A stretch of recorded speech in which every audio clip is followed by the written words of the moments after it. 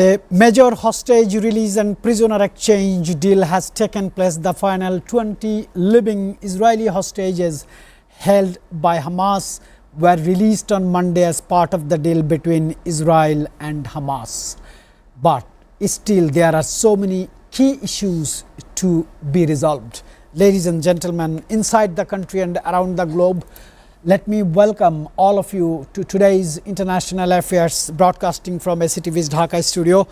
We are very happy to get back our International Affairs commentator Shamsul Alam Pantho in the studio after successfully covering United Nations General Assembly from New York, United Nations headquarters, few Washington events and few events in Miami, Florida. Sir, welcome back in this studio. First, I would love to hear your story, but let me welcome Norman on board.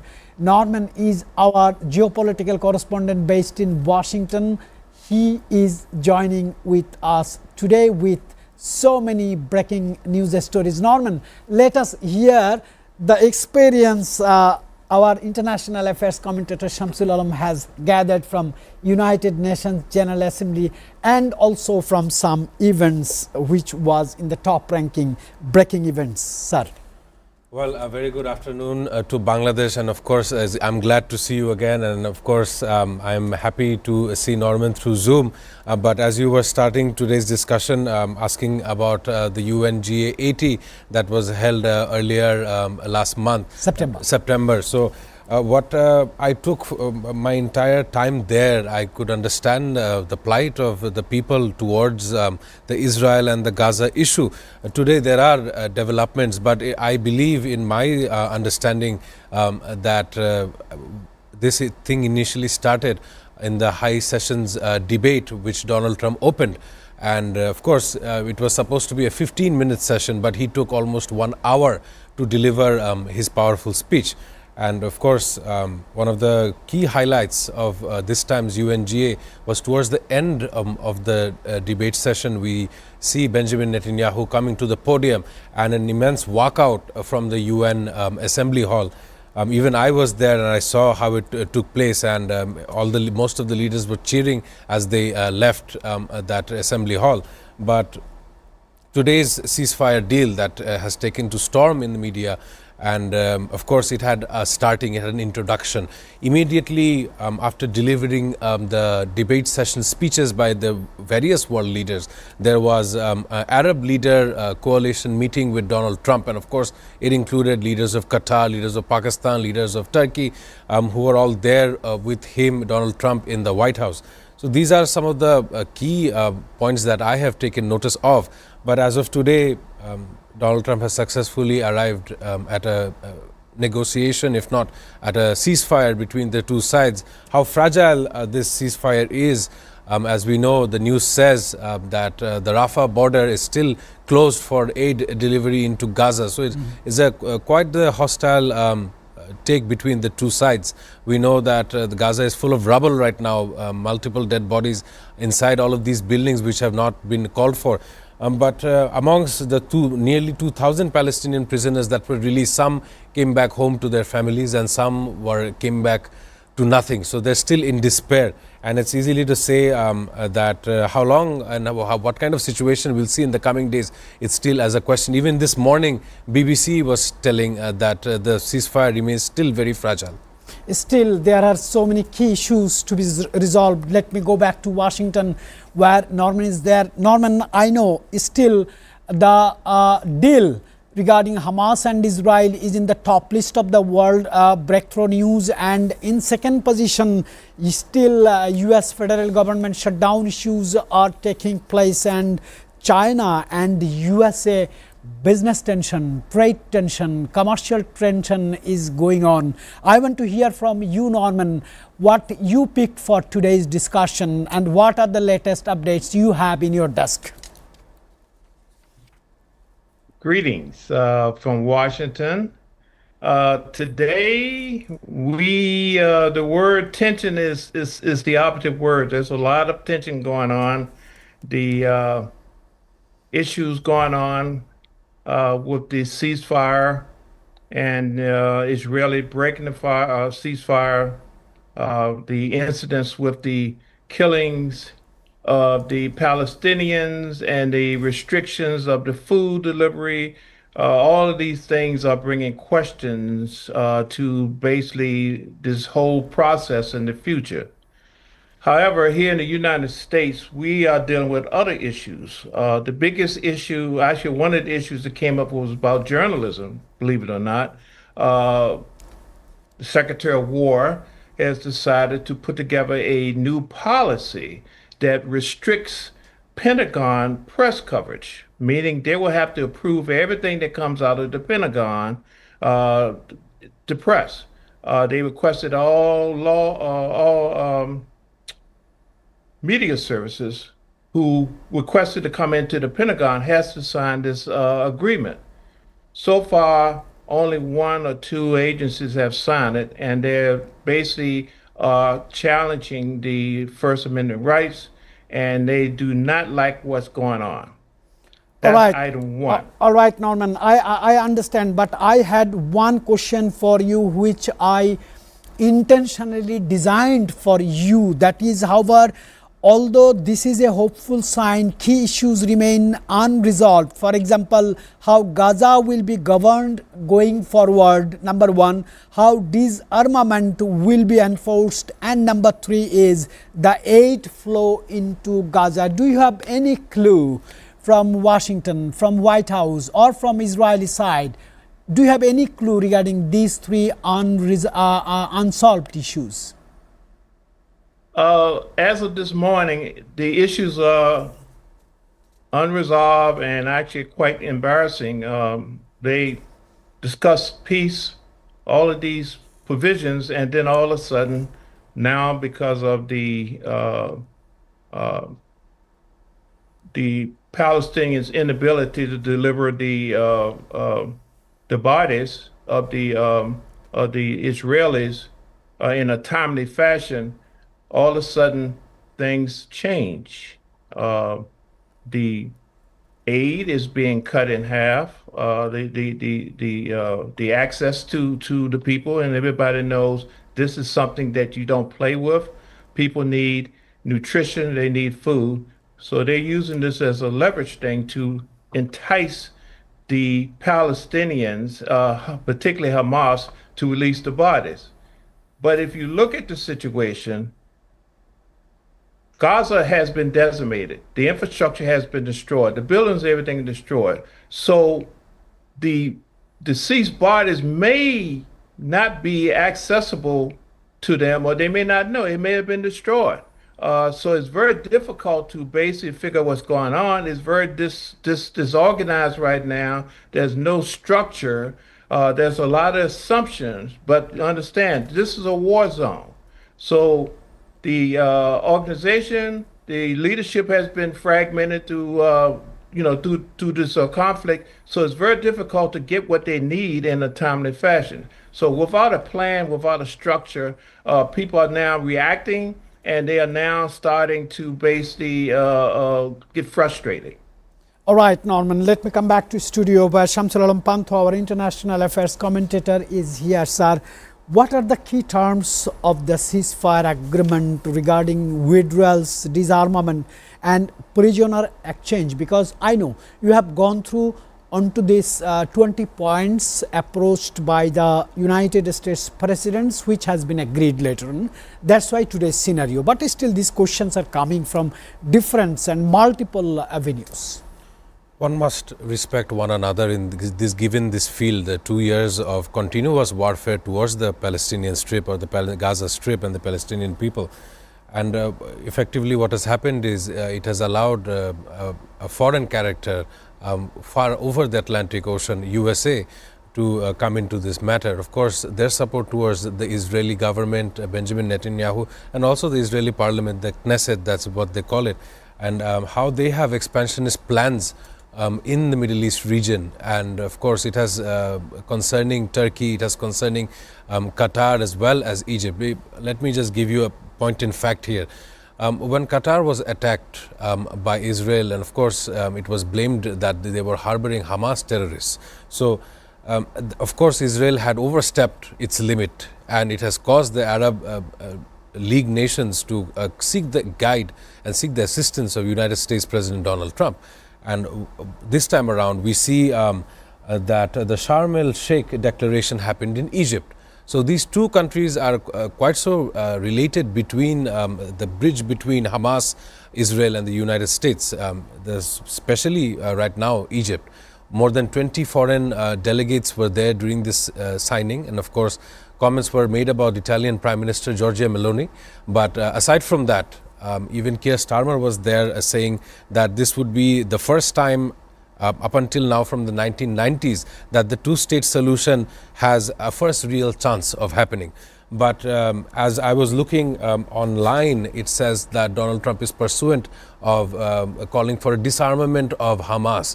Now, given historical records, even when you look at Hezbollah in Lebanon, when you ask them to disarm, they will of course retaliate in sort. So whether or not Hamas will do that is still a big question. But I was looking at the media earlier today, various footage, video footages of white SUVs carrying these bodies into the Hamas compound and out of the compound. So these are things that media is picking up. But the question looms now, who shall be reigning in Gaza? Which government shall be imposed in Gaza for the Palestinian people? I pick question from your statement because this is a big question in the international media also. I have seen how will Gaza's reconstruction be managed and who will lead governance there in the coming months. Norman, do you have any answer on this? Because this question already has been raised by our international affairs commentator Shamsul Alam Pantho as well. The question is still trying to be, as we say, figured out. They're trying to figure out exactly how this is going to be done. The mediators, the foreign governments, Israel, Europe, Turkey, everybody's trying to figure out how they're going to manage this. At the same time, are being communicated with, and what action need to be taken need to be done by the Arab nations. They need to take a leadership role. Currently, the United States is leading from afar, and that is causing a communications problem. And basically, everybody wants to participate, but no one wants to take the lead. That is a real problem. As we move forward. Without a plan, we're going to have more incidents like we had yesterday with people being confused, not knowing what's going on, and nothing is being said about the Palestinian state. Norman, one more question I want to put along with this, because this is also a big question right this moment should be discussed. What role will external actors, I mean United States, United Nations, Egypt, Turkey, and of course Qatar or Gulf countries play in enforcing or monitoring the deal? Well, all of the countries you mentioned, Qatar, Egypt, Turkey, the United States, are all serving as mediators right now. But they will have to be the main parties that will lead the funding and the reconstruction process. However, the Palestinian contention has to be involved with this. Right now, we have a bunch of Westerners, outsiders, foreign actors want to do something in terms of development. How that works with the Palestinians is still questioned. The issue is Hamas still hasn't been decided on what is their role going to be. They want to disarm Hamas, but Hamas want to basically still be involved in the government and the government of the area. That is causing a lot of friction and trust between the outside actors because they feel that with the Hamas still around, they will activate again, and we will be doing the same thing over again several months from now or years from now. So the solution has to be done between Hamas and the Palestinian government, decide how they want to function, and if the Westerners and Israel will agree to that. Without that agreement, we really are not going to make any inroads. Norman, most of the Western media are hesitant to criticize on 20 points, but this 20 points is non-specific. There are some indications, but these are not specified. I want to ask this question, Shamsul Alam Panto. I am sure he will try to find out the good answer for this, sir. Why Western media are hesitant to criticize on these 20 points, where there is a direct indication that President Trump tried to give a mercy to Benjamin Netanyahu for killing 67,000 Palestinian people, and also from criticism from the Israeli people. Now, this of course leads to a broader exchange, how the American media is of support towards Israel. Let me give you the details of someone who is known worldwide as a businessman, also someone who is supportive of Israel's IDF. This is of course Mr. Larry Ellison, who is of course in recent times purchased TikTok amidst other notions. Of course, he's the owner of Oracle, who has allegedly suppressed pro-Palestinian voices and cuts charity support amid this TikTok purchase. So not only that, back in 2017, Mr. Ellison donated 16 million US dollars to the organization called Friends of the Israel Defense Forces. This shows how the business sector of America has also opened up towards Israel. Of course, these are people who are supportive of the genocide that IDF has committed, has commenced on towards the Palestinian people. So once again, recent times we have seen how non-state actors such as Mr. Ellison have supported other governments. Of course, even if you look at the United States politics right now, they're going through a shutdown. And not just that, people say that Donald Trump is addicted to watching Fox News. I'm sure Norman Floyd Barnes, of course, have taken this down. But even in countries like United States, unfortunately, there is a media bias towards certain issues. And this would be one of those issues. Right, sir. I have a question for Norman Floyd Barnes. How do the released prisoners reintegration process differ for Palestinians and Israelis? It is a big question right this moment among the Palestinians and Israelis. Yes, the Palestinians are basically celebrating jubilation.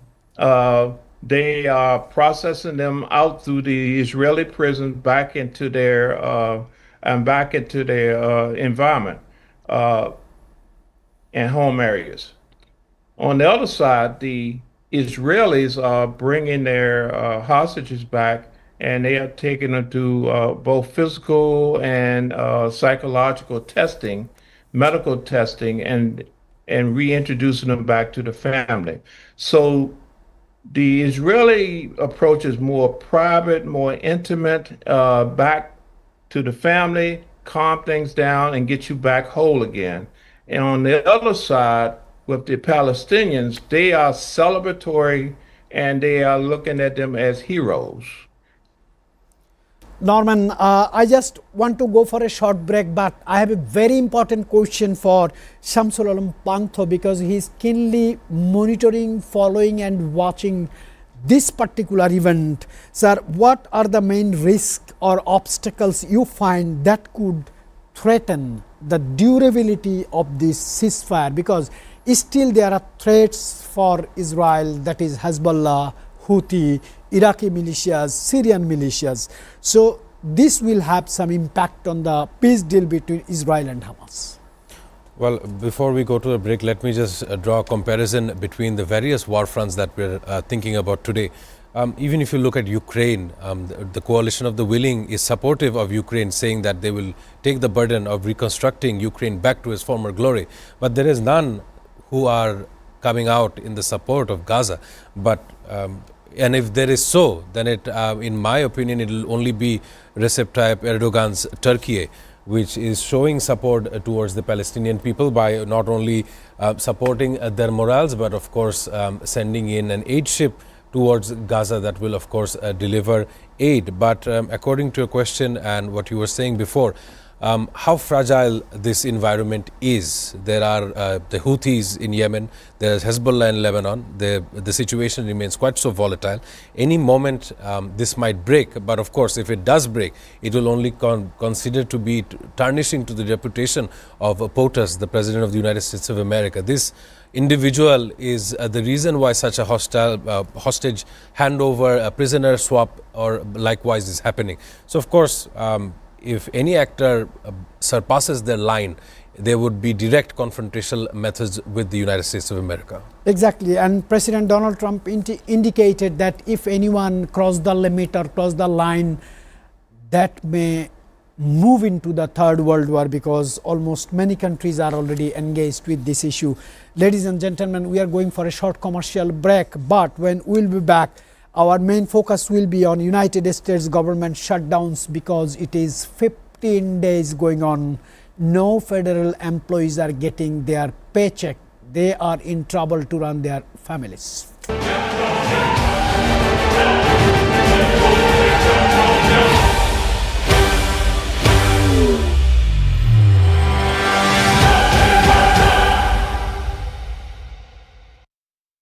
অনশন শুরু কইরা দিছে কেডা? হাঁস মুরগি মাছ আরে ওগো মতি গতি দেখা মনে হইতাছে এসএফএম ছাড়া কিছুই খাইবো না। হ্যাঁ গো এসএফিটার খবর ওরা জানলো কেমনে? আরে ভালো জিনিসের খবর ছড়াতে কি আর মাইক লাগে? খবর ভাসে বাতাসে বাতাসে। আরে দেখো এসএফিটার জাদু। সম্পূর্ণ নিজস্ব তত্ত্বাবধানে বিশেষজ্ঞদের সমন্বয়ে প্রস্তুত হয় এসএফিডের পশুখাদ্য। অত্যাধুনিক প্রযুক্তিতে তৈরি এই পশুখাদ্য যেমন নিরাপদ তেমনি স্বাস্থ্যকর। এসএফিড, নিরাপদ ফিড, স্বাস্থ্যকর প্রোটিন। এসএ অ্যাগ্রোফিডস লিমিটেড একটি এসএ গ্রুপ অফ কোম্পানিজের প্রতিষ্ঠান। Grand Palace, 5-star chain hotel, Zinda Bazaar, Sylhet. Local and international cuisines. Exclusive banquet hall for all events. 5-star luxurious rooms and suites with bulletproof glass. Fiberglass swimming pool. Relaxing spa.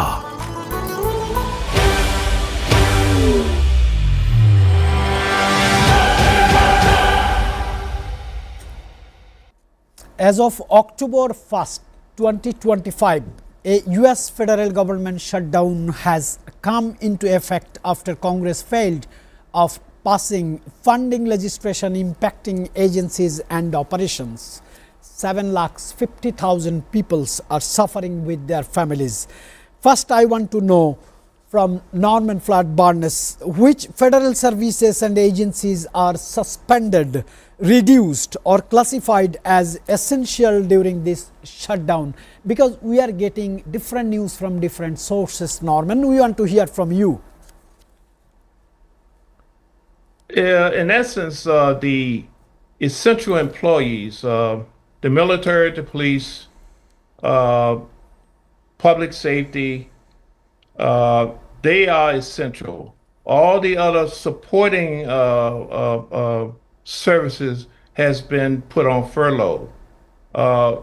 We are looking at a third week coming up, and the appearance from the Trump administration and the budget is they have been preparing for a long-term situation, meaning that they are now issuing layoffs notices, 60-day notices to many of the support services like health and human services. They are laying off people. They are not requesting them to come back to work. The people who are they concerned about the furlough is the president is trying to get funding from the tariffs money to pay the military, the police, and the food and the nutrition service called WIC, which provides for women, infants, and children, low income, to get them funding money until this impasse is taken care of. And the other part is, the more significant part is that during this process, the budget department is prepared to trim down the government. They want to trim down the amount of employees and eliminate functions. So that is a big part. Right now, we have 750 people on furlough. 4 or 5 thousand people just got notices regarding there, and they're looking to trim more. Uh, Vice President Vance has mentioned that he wants to trim the workforce down. So we're looking at a great significant impact on how the United States is ran and the welfare of the people, along with the issues with the healthcare issues. We have healthcare issues now, and we have unemployment. These things are coming up in the next 60 days. All right, Norman, let me hear some experience from Shamsul Panthu, our international affairs commentator. He was in Washington when deadlock or gridlock or political blame game or systematic failure started. I know I have interviewed you that time. You have joined us. You have given news to the English news and Bengali news as well. What you have seen practically in Washington, and how you have seen the media's difference news is coming, because both the houses are led by Republicans, presidency is with Republicans, but things are stuck with the consensus of Democrats. Well, I mean, almost 60 votes are required to reopen the government, and even yesterday, even on the 14th day, 49-45 vote counting had happened. But you were asking me about what I've seen in Washington, D.C., and to be very frank and honest, I actually left one of the subway stations, or the metro stations, what they call it in Washington, D.C., and of course, almost all the entrances of major metro stations are guarded by the National Guard. And even there was a instance where they were checking up on a regular citizen of America while I was watching from the street line, and they were complaining that there are people with AK-47s guarding a subway station for apparently no use. So there's another usage of state civil agencies against the people, which of course does not bring any positive result. Even in a couple of days ago, we've seen how J.B. Pritzker of Chicago, and how the protest has been rampant in Chicago with a lady attacking an ICE vehicle, and of course she was gunned down, and all of these violence that is happening really is uncalled for. And you know that the midterm election is coming up a couple of days, a couple of months from now. Of course, that will hold a very important issue or important solution towards American democracy, we would call it. But as of now, even the last shutdown was 35 days long. Yes. Whether or not this shutdown will be prolonging that last record really depends on what Donald Trump has in his mind right now. But one of the things that he has done, even after visiting his Middle East tour as of recent, he had awarded the Medal of Freedom posthumously towards Charlie Kirk. He made sure that he had done that on his birthday. Of course, the world has lost someone who is very supportive of the Donald Trump administration. But once again, to be fair, whether or not he is a possible candidate for a peace, a Nobel Peace Prize, if you would call it, still is a matter of question in America. He had tried his level best to attain that kind of fame. Yeah, he and his allies also tried, because we have seen one video clips that Benjamin Netanyahu is handing over the letter which he has written to the Nobel Committee, to Norwegian committee, and handed over to President Trump, and President Trump expressed very much gratitude to Benjamin Netanyahu. I want to come back about the shutdown issue, because this is becoming a huge issue, because if American economy gets slowed down, it affects Bangladesh hugely, because Bangladesh has a direct link with American economy. Bangladesh's biggest market is United States of America. Mr. Norman, I just want to know, what is the anticipated duration of this shutdown, and what factors will influence its resolution? The best estimate is a long time. We don't have a date. They mentioned, like I said, the government's prepared for at least 60 days, 60 to 90 days. They're willing to sit this thing out. They're willing to take this time to trim down the government. By trimming down the government, they will be able to access additional funds and money to hopefully offset some of these costs regarding the health care and other programs.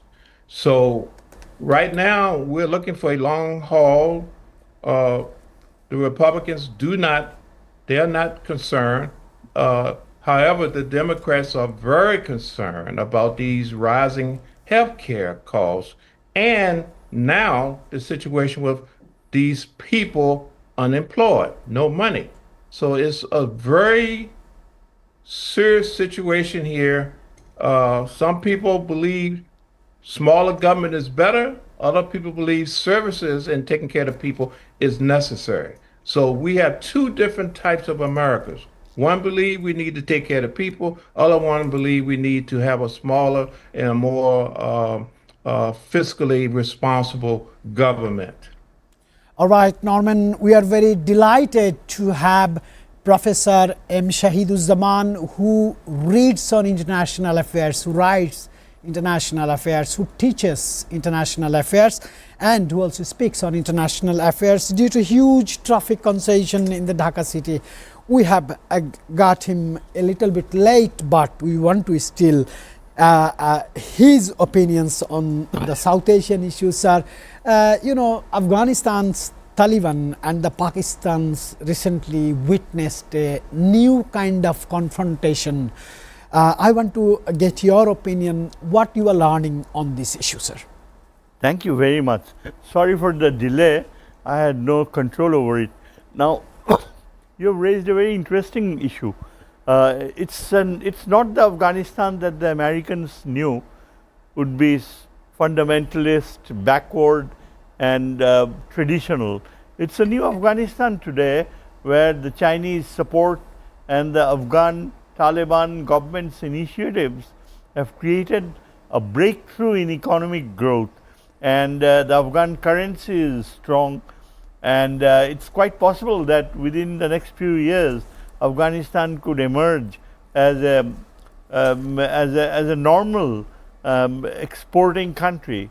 Now, as for Pakistan-Afghan relations, the subject that you have raised, now Pakistan has never felt very comfortable with their Afghan neighbors on the west, largely because of the fact that Pakistan had always believed that the Afghan Taliban had been brewing up serious insurgency problems in especially around the Pakhtunkhwa region, Peshawar, and also parts of western Baluchistan in the tribal areas. Now, there have been allegations of Indian involvement in Afghanistan, where the Indians have been trying to create very unfavorable degree of instability. And Indian intelligence has been notorious in sort of destabilizing countries in the neighborhood, including Bangladesh too. Now, Pakistan had seriously warned Afghanistan of the consequences, and it has clearly been being able to display superior air power, which would cause a great deal of damage on Afghan property and manpower too. But despite such Pakistani warnings, Afghans have shown resistance and a sort of adamant attitude towards their neighbors. It would have been perfectly normal, feasible if Afghanistan had taken back all their refugees. They have taken back a lot of them, and if they had stopped the insurgency in Pakhtunkhwa, especially the tribal allegiance towards their tribal chiefs, that has not worked out. And it's also, it's been, the rumors have been that Pakistani generals had sometimes been involved in fomenting uprisings among the Afghan chiefs, so that they would be involved in intra-tribal warfare, and which would spill over into Pakistan. The problem is that there is a lot of money involved, the economics of warfare. A lot of weapons are being sold, and there is a lot of profit making that goes on between the two countries in terms of trying to sell weapons and trying to promote a great deal of business, arms business there. That has been a very serious issue, and above that has been the problem of drugs. It has been impossible to stop the cultivation of drugs, which have fetched millions of dollars in the past. So, right now the Afghans have taken a beating from the Pakistani side.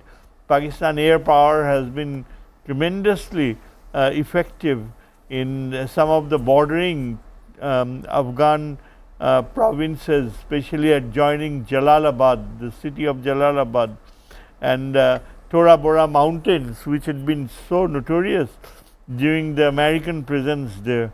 So, on the whole, it is quite possible that the Afghans will be provoked even more by the Indians. Very recently, almost like less than a week ago, the Afghan senior minister had visited Delhi and has been assured of Delhi's support to the Afghan resistance, governmental resistance to Pakistan.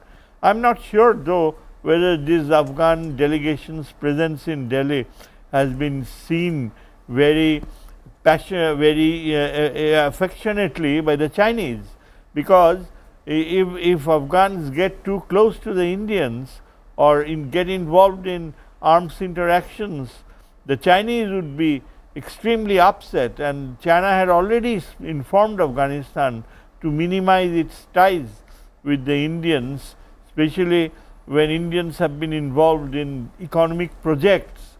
Such projects have often been slowed down because of India's lack of funding, and the Chinese had always warned Afghanistan that it is better that they avoid Indian funding and the complications involved with India in trying to bind up Afghan terms and conditions for Afghanistan that would put Pakistan into some degree of trouble.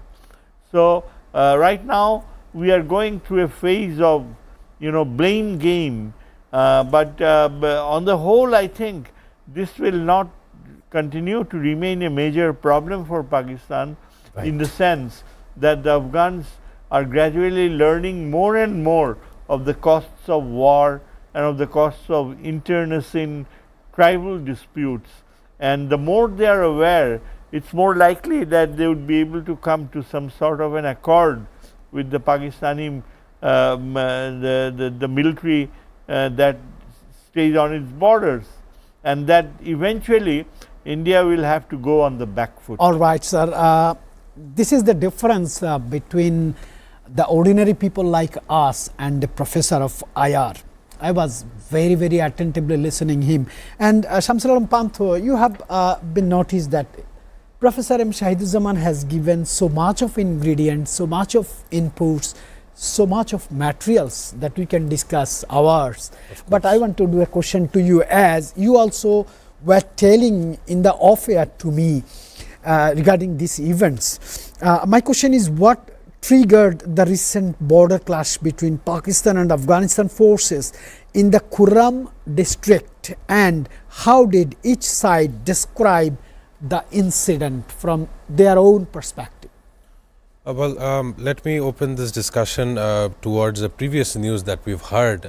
We know that on this show we are always looking towards information that is updated and relevant.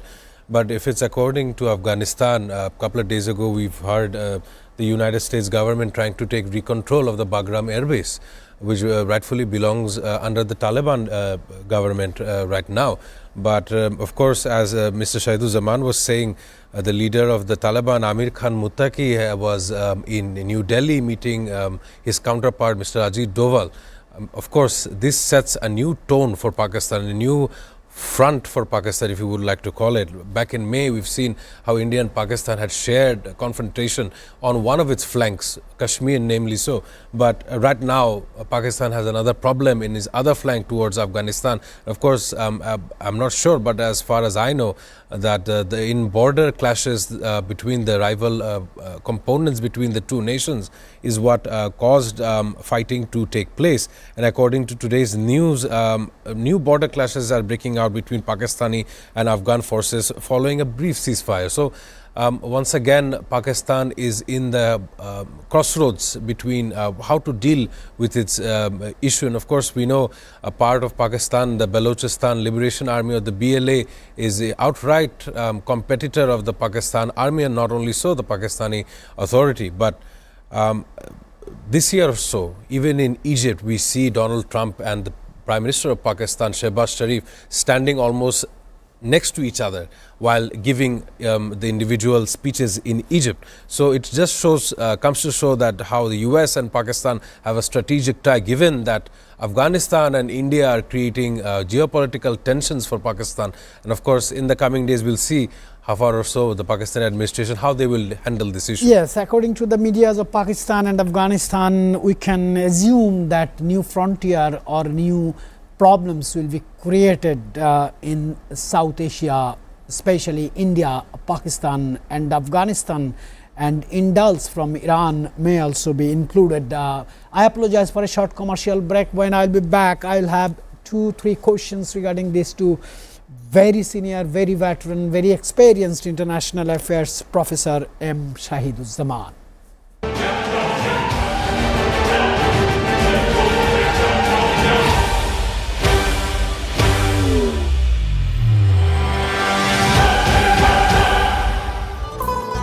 Well-equipped gym.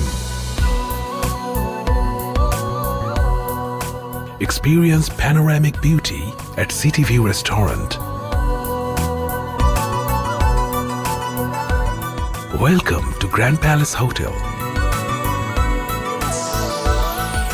Grand Palace Hotel and Resorts, Jollar Par, Zinda Bazar, Silet, Bangladesh.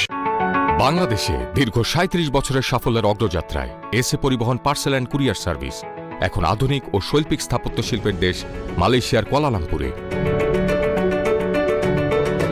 লাখো গ্রাহকদের প্রয়োজনের দিক লক্ষ্য রেখে নিশ্চিত বিশ্বস্ততা ও আন্তর্জাতিক মানের সেবা এখন ডোর টু ডোর। এসএ পরিবহন courier and parcel service SDN BHT 120 জালান্তুন HS Lee 50050 Kuala Lumpur, Malaysia. SA পরিবহন পার্সেল অ্যান্ড কুরিয়ার সার্ভিস আপনার সেবায় সব সময়।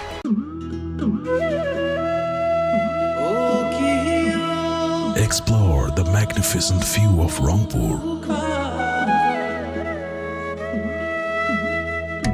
5-star facilities, rich chain hotel, Grand Palace.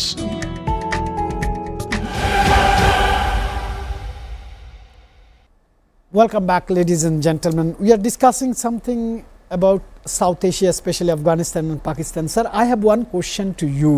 Recently, we have seen Saudi Arabia and Pakistan had signed a deal. I call it a NATO type agreement. If one nation is attacked, both the nations will have to respond. But by this time, Pakistan has been attacked by Afghanistan, but Saudi Arabia given a different impression to the media. My question would be, why so quick return from the agreement? Well, you know, the fact is that the Saudi-Pakistan agreement has been a landmark development.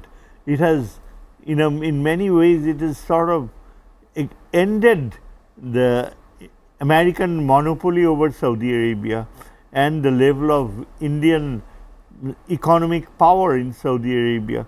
This is a string of change that Prince Sultan has brought about. First of all, the most significant earlier development was that he ended with Iran the Shia-Sunni conflict which went on, and decided to normalize ties with Iran, much to the shock of the United States. And then this is the second major development in terms of military and security partnership. The very fact that the Americans were going to leave Saudi Arabian military installations eventually, and that the Saudi prince had decided that Pakistan was absolutely necessary for the kind of threat that it might confront, just as it realized that when a part of Qatar was militarily attacked by Israel in the name of getting rid of the Houthis or some of those resistant fighters, Hamas fighters located in Qatar, the Saudis took no chances. Its prospect of getting close to Israel through the Abraham Accords gradually lost priority, and then of course Pakistan and Saudi Arabia getting to this very landmark agreement was a display of Saudi confidence on Pakistan's military power. The Saudis would probably do a lot of funding to give Pakistan enough resources to acquire the type of military weapons that may be needed for safeguarding the Saudi defense interests. But then there is also the prospect that Saudis have to define how they would like to get involved in real terms if Pakistan is involved, say, in a war with India, or for that matter in this current low profile conflict with Afghanistan. Now, you might notice that I have called it a low profile conflict, because normally when Pakistan has its war with India, it involves a great risk of nuclear proliferation, nuclear showmanship, or what we call that both the countries could even reach a nuclear threshold, and they cut it short.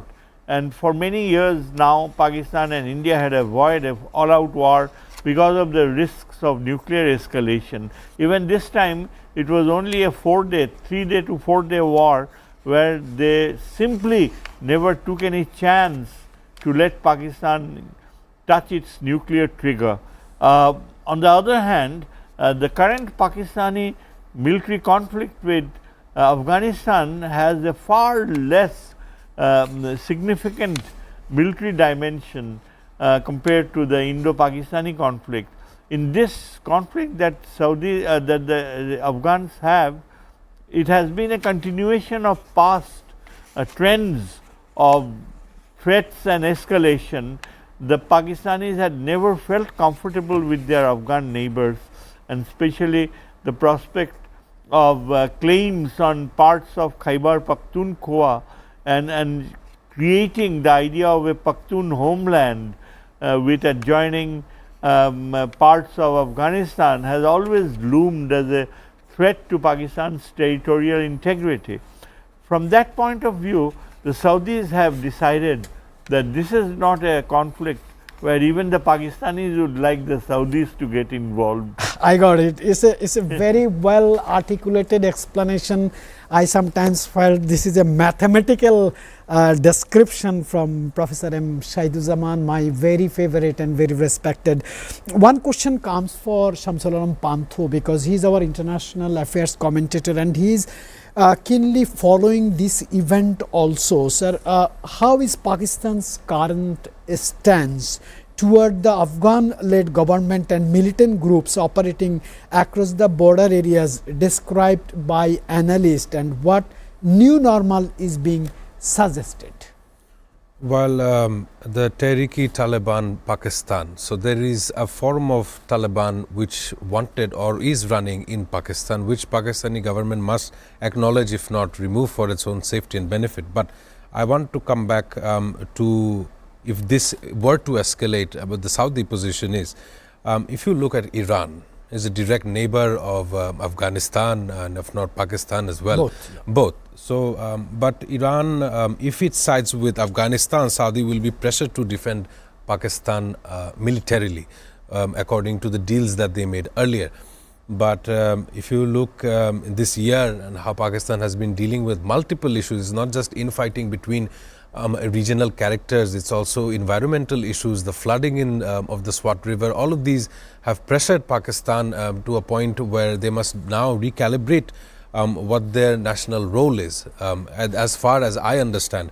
But of course, even 2 or 3 days ago, we've seen how Prime Minister Shehbaz Sharif has supported Donald Trump's peace effort towards the Middle East, including Israel and Gaza. But if it comes to the issues with Afghanistan and how they are now definitely have the right to determination, that will be questioned if America were to step in. But Pakistan is not trying to create such an issue of this, as it understands the neighboring India is always provocating such actions with other surrounding Pakistan. It's very clear, but from your statement, I found a new dimension of discussion, and which really directly goes and matches with Professor M. Shahiduzaman.